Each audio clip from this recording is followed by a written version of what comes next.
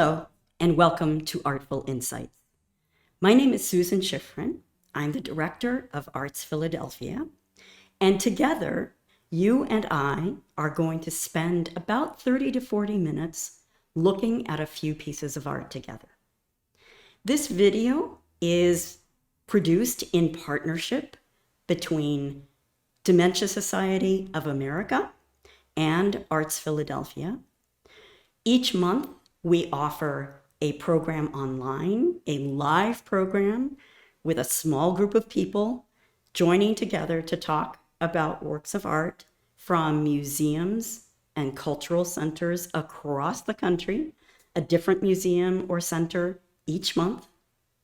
And then in addition to that live program, we then produce a video like this. We will be looking at the same works of art that we did in the live group, but with the video, first of all, it's 30 to 40 minutes in length. You can watch it any time of day or night that suits you.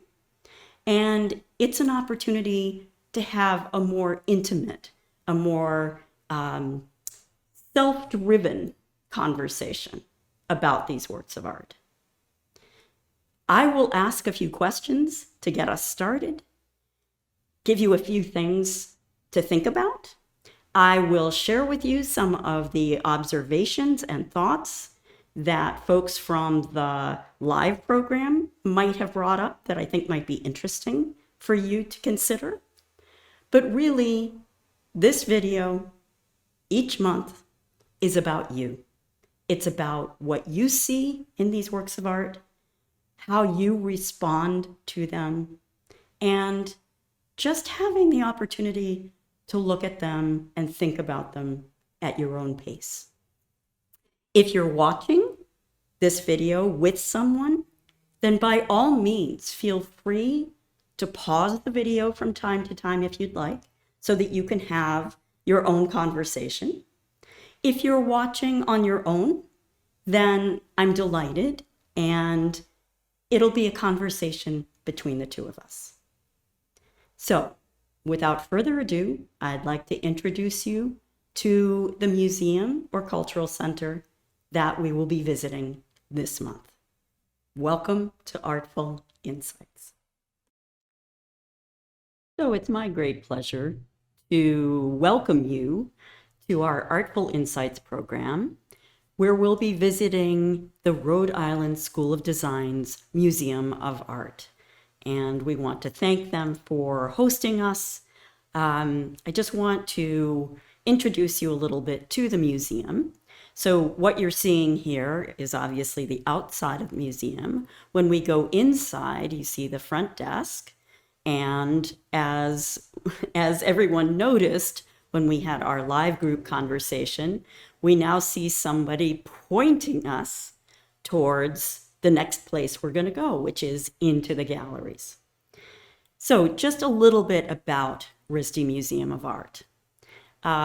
It was established in 1877, so it has been around for quite a long time. It focuses on stewarding works of art that represent diverse cultures from ancient times to the present. And because the Rhode Island School of Design is an art school and a design school, the museum focuses on exploring the works of makers and engages deeply with art and artists. So what we're going to be looking at today is just one example of the very varied collection at the RISD Museum of Art. And I'll just show you on their website. You can see these are collections, permanent collection pieces that are on display. If we were to be at the museum, we'd be able to see many of these collections in the galleries. So, without further ado, thanking once again the RISD Museum of Art for hosting us, let's take a look at our first work of art. So here we are. We're starting with a piece from the permanent collections of the RISD Museum, the Rhode Island School of Design Museum of Art. And I'd like first to just give you an opportunity to look at the whole piece, and then I'm going to show you some of the details by zooming in on the piece and moving slowly from top to bottom. So just take your time, see what you see, and one question I want you to think about as you are looking is there anything that stands out to you immediately? Is there a part of the painting, one figure in the painting? Is there anything that catches your eye? And then we'll talk about that once we've had a chance to spend some time looking at it together.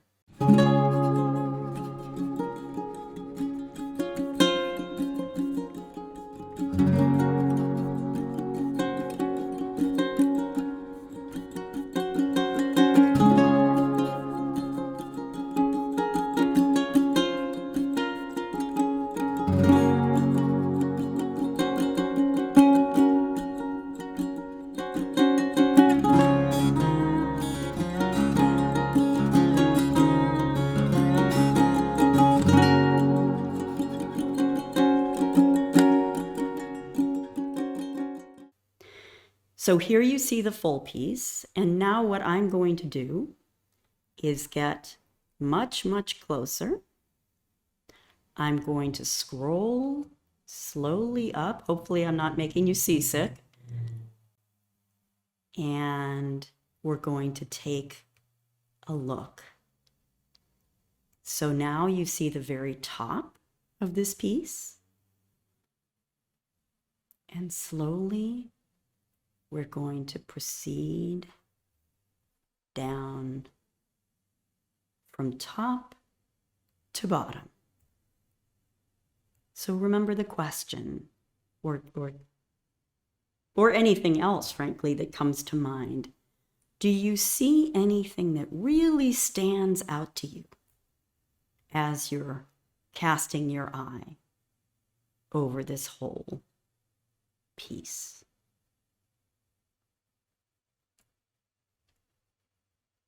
So here we are at the bottom of the piece.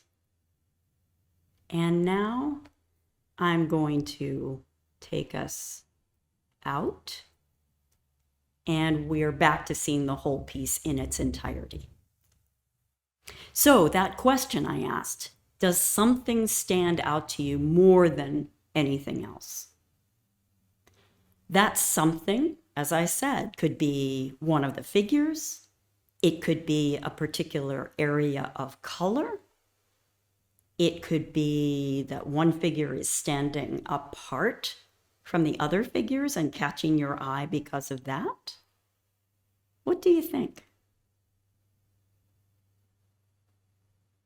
So, one of the things that we might talk about to start with is there are groupings of figures in this painting. I think probably you'd agree with me. And I wonder whether you see any similarity among the figures that are in one group. So for instance, we have what we might call a group here. Right here. Do you see anything as you look at them that says to you, oh, yes, there are some similarities? If you look at their clothing, if you look at their faces, at their gestures. And now if we look across the way, if we focus on, I don't know if we'd call this a grouping. Would you call it a grouping? I mean, there are two figures here who are no doubt on the right side of the painting, and there are 3 figures who are on the left side of the painting. So as you look at the faces of the 2 figures to the right, let's see if we can get you to see. So there's one face.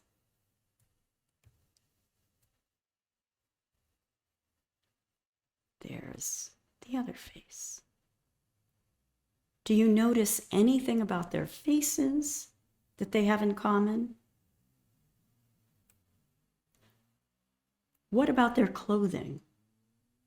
Do you think their clothing is similar or different? What do you notice?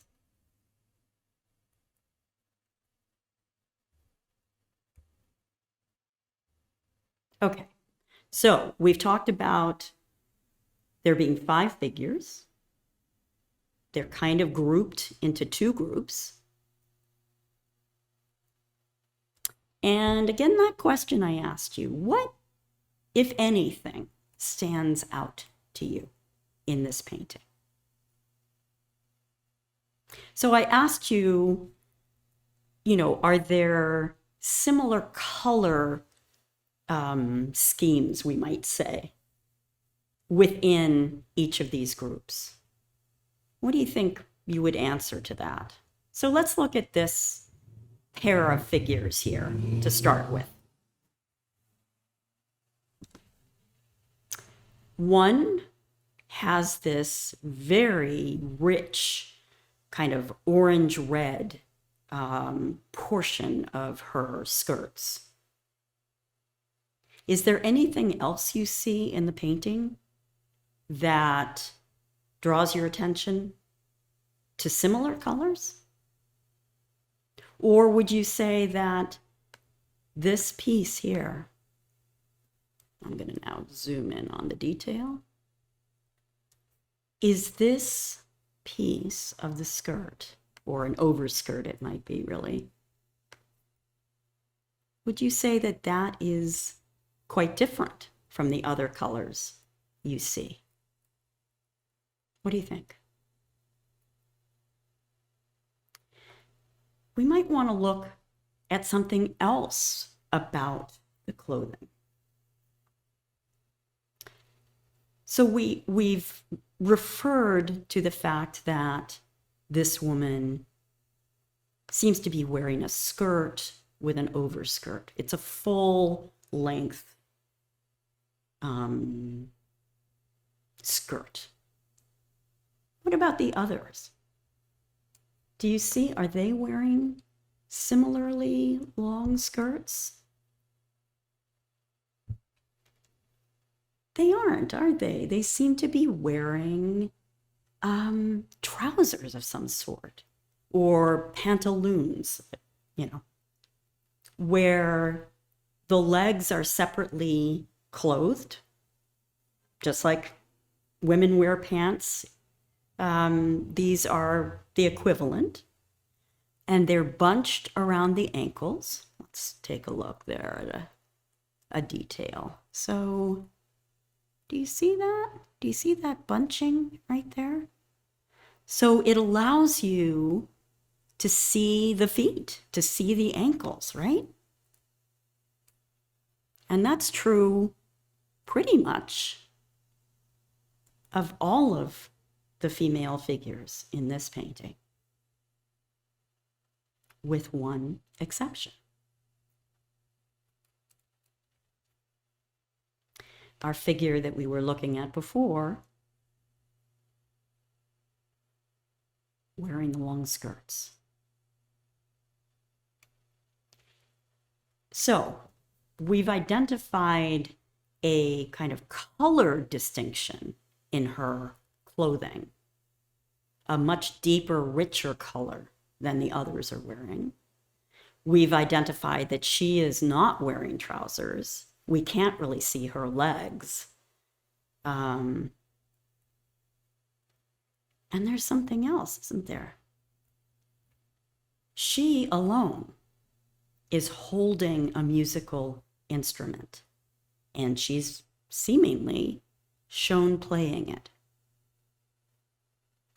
It's a stringed instrument, isn't it? So if I can get in a little closer, we'll see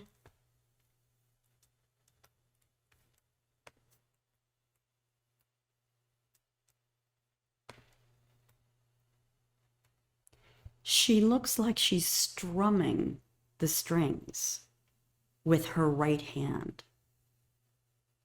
And with her left hand, it looks like she's holding down the strings on the neck of the instrument, as if to, if you're familiar with playing a guitar or even playing a violin or have seen somebody else doing it, you know that that's how different notes and different sonorities, we might say, are created. The combination of the plucking of the strings with the left hand and the fingering of the right hand. So this figure, we've now discovered, has a lot that distinguishes her from the others. While we're at it, we might as well look at what the other figures are holding. We've said that this figure is holding very prominently a musical instrument. And actually, as our live group was discussing that instrument, we were all wondering, what is it? Could it be a sort of mandolin? And that, we started talking about instruments that might come from a part of the world that we had talked about a little bit when we first thought, where might this be? Where might this setting be? What country? What continent? Is it somewhere that is familiar to us, depending on who we are? What do we think? And the majority of our group that was discussing this piece said that they thought it looked like it might come from India. That as they looked at the faces of the figures, the faces made them think of Indian art, East Asian Indian art, not American Indian. So if this is an Indian representation, then we're guessing that the musical instrument is probably a traditional Indian instrument as well. And one member of our group, Jackie, said that the only Indian instrument with which she's familiar is the sitar. You perhaps have heard a sitar being played. It's got a very kind of twangy, resonant sound to it. But this doesn't look like a sitar. If you look up the sitar on the internet, it's a very differently shaped instrument. In any event, we're assuming that it is a traditional stringed Indian instrument of some sort. And that's what she's holding and playing. But what about the other figures? What are they holding? So the figure right next to her, whose head is covered, and actually all of their heads are covered, aren't they? She seems to be holding a candle in a candlestick, and the candle is lit. See, the candle looks like it's lit. And if we go across to look at what these other figures are holding, maybe that will give us some sense of, why have they all gathered here? What are they doing? So we have one musician, one woman holding a lit candle in a candlestick. Here we see a small figure. Perhaps she's a little girl Some of our group thought she might be anywhere between 6 and 10 years old. In one hand, she seems to be holding some sort of piece of cloth. You see the piece of cloth here? In the other hand, she's holding on to the hand of the figure who is standing behind her.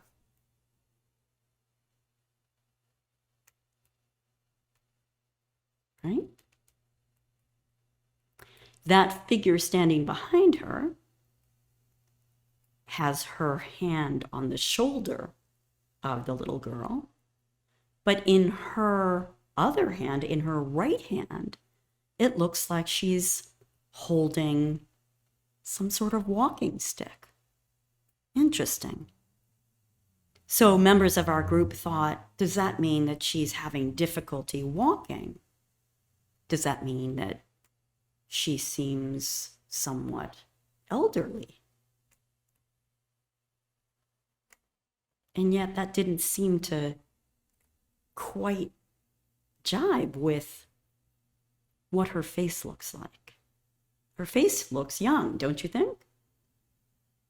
Anyway, just to continue our tour of what the figures in this painting are holding, we get to our leftmost figure. And what we see is in one hand, in her left hand, she's holding what some members of our group said looked like a vessel that would perhaps be holding liquid or oil of some sort. And in the other hand is what one of our group described as a teensy weensy little teacup. So a vessel that might be holding liquid and perhaps something to pour it into. Okay, at this point, I'm going to pull back out again to show you the full piece.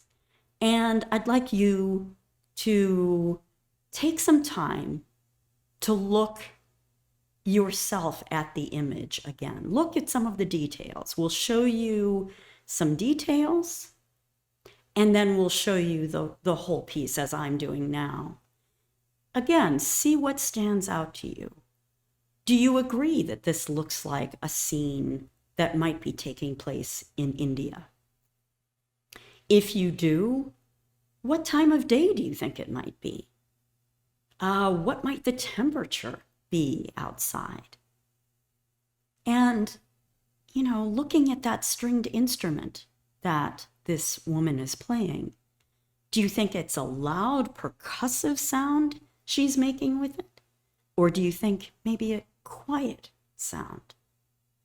Anyway, take some time, and when we come back together, it'll be great to talk with you about the things that you've observed.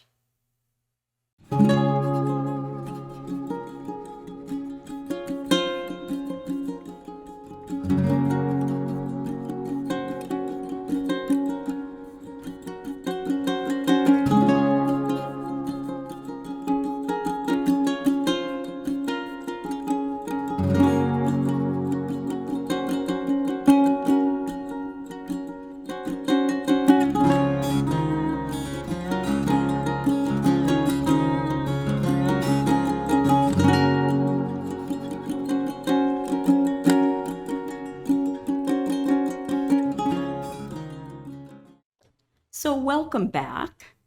I hope you've had some time to look at some of the details and look at the whole scene.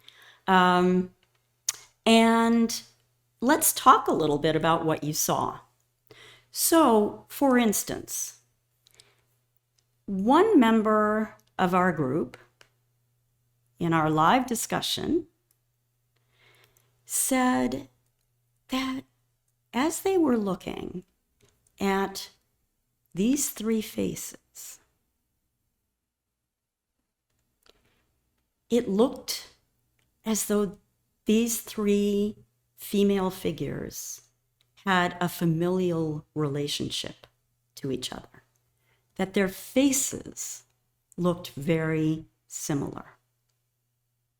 So if you look at the little girl's face and at the face of the woman behind her, do you see a similarity? What do you think? The other thing that one member of our group observed, and I'm wondering if you saw this as well, is look at the pendants that each one of them is wearing. Doesn't it look like they're each wearing the same kind of pendant around their neck? So they're wearing pearls and then the red pendant. Each one of them. The other thing that we noticed is that if we go across the way,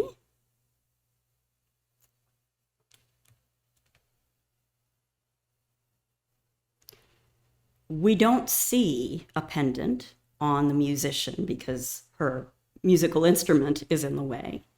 We do see a similar jewel on her forehead, though. Jewel similar to this young woman, right? And the face of the woman to the right, to the very right, seems to look different than some of the other faces. Do you agree? I mean, maybe you don't. But anyway, that gave us some pause as we were trying to figure out, why have they gathered here? Why the music? Why the lit candle? Why this vessel and this little teensy-weensy teacup, as was said? Why the towel that the little girl is holding?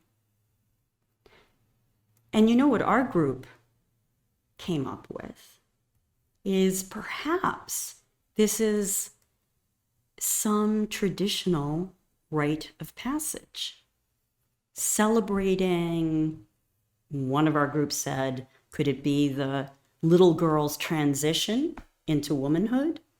And the rest of the group said, well, she's kind of young for that. Could it be that this is a celebration of her having been chosen to be the future wife of somebody? Is she carrying that towel? Let's look at the towel again. Right here, that little towel in her hand, because the oil in the vessel that's going to be poured into this little cup is somehow going to be applied to her, and she will need that towel. Those were some of the questions that our group was asking. Then we came back to the question of, as we were looking for similarities and differences among the figures, do you notice that if we look at all of their hands, we see that some red dye has been applied to their fingernails and even to their fingers, as one of our groups said, it looks like up to the first knuckle. And every single one of them seems to have that. Which prompted one member of our group to say, perhaps it's henna, the red dye that is often used. It's used in a number of cultures as a kind of ceremonial ink.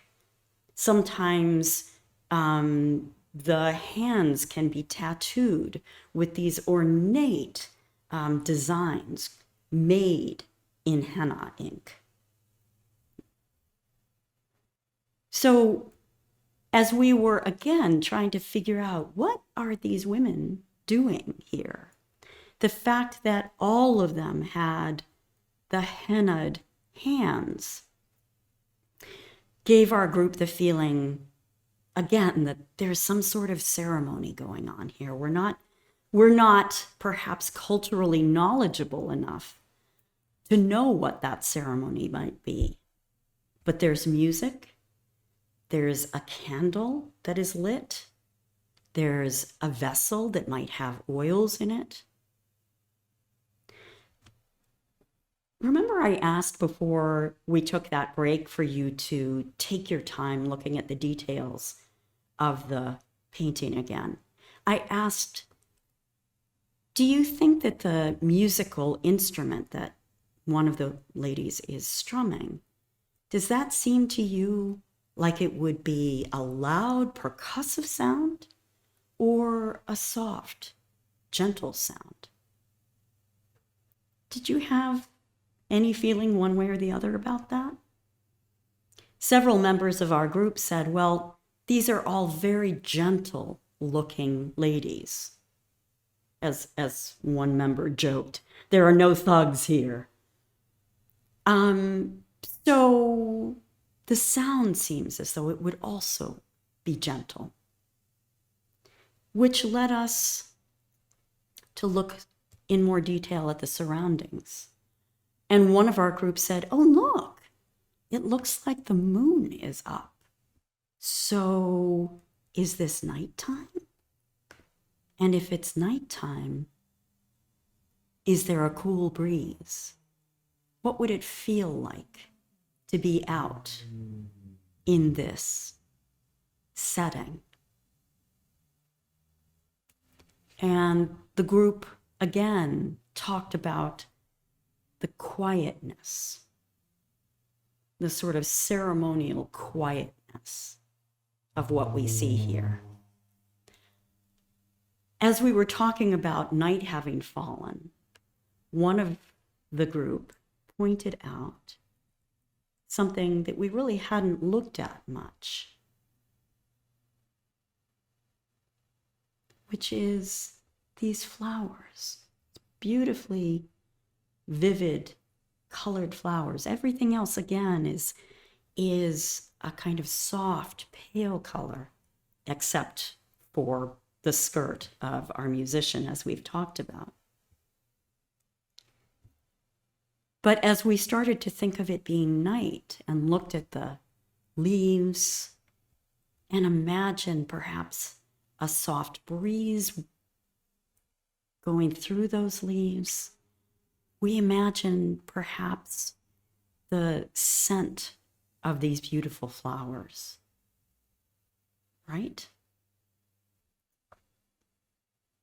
And then we started looking at the surface, the floor that they're standing on. And one of our group said, with everything else that is so ornate, so ornamented, so full of detail, jewels and flowers, patterns, even the foliage is so beautifully patterned. And then we look, the fence actually is even patterned, right? If we take a closer look at the fence, get close to it, it's very much patterned as well.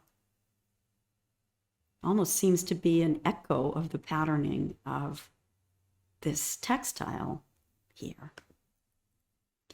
But compared to all of that, the floor on which they're standing is so unornamented. Yes, there's a little bit of shadowing, but it's so plain. Why would that be, do you think? Why would the artist show us such a plain surface when everything else is so full of ornament? Even the dark sky has some real texture to it, don't you think? Look at that. So we're coming to the end of our time together. And, there's still plenty of questions that we might have. Why is the musician the only one wearing a sari? Why are the others wearing a salar kameez costume, the full trousers with a tunic worn over them? Why is the musician got the only really deep, intense color in the painting, other than those little red flowers, perhaps? Does that mean that we are supposed to see her first? Why are these three figures dressed in similar ways, wearing similar pendants? And what kind of ceremony are we looking at? What kind of rite of passage would involve music, would involve oil, would involve a lit candle? Why are there only women in this picture? So there are lots of questions remaining. And I imagine that if you go back, come back to this video and look at the image again, you'll see things you didn't notice, even during this time that we've been talking. Let me tell you, just before we go, let me tell you a little bit about what we do know about this painting. It's titled Women in a Garden on a Moonlit Night. Now, we don't know if that is just a descriptive title that was given to this piece, or whether the artist who painted it called it that. But it certainly seems to uphold what we've noticed, doesn't it? It's a painting from 1744, so it's an 18th century Indian painting done in ink and watercolor on paper. And it's almost an illumination. You know, if you think back to illuminated manuscripts from the medieval period in Europe, there are some very similar characteristics: the detail, the exquisite color, the red, use of red is a common presence in illuminations of all kinds. But the other thing is, it's so small. It's 9 1/8 by 6 1/2 inches. So just imagine the detail and incredible gift involved in giving us this kind of detail in something so small. I hope you've enjoyed our time together. I hope you've enjoyed looking at this exquisite image from the collections of the Rhode Island School of Design's Art Museum. I want to thank them again for partnering with us for Artful Insights. And I hope that your experience today will encourage you to come back and look at this video again and look at the painting some more, because you know you're going to find more to look at. But also that you'll be encouraged to come join us for other Artful Insights videos and for our live program every month. It's been such a pleasure spending time with you. Thanks for joining us for Artful Insights. Bye-bye.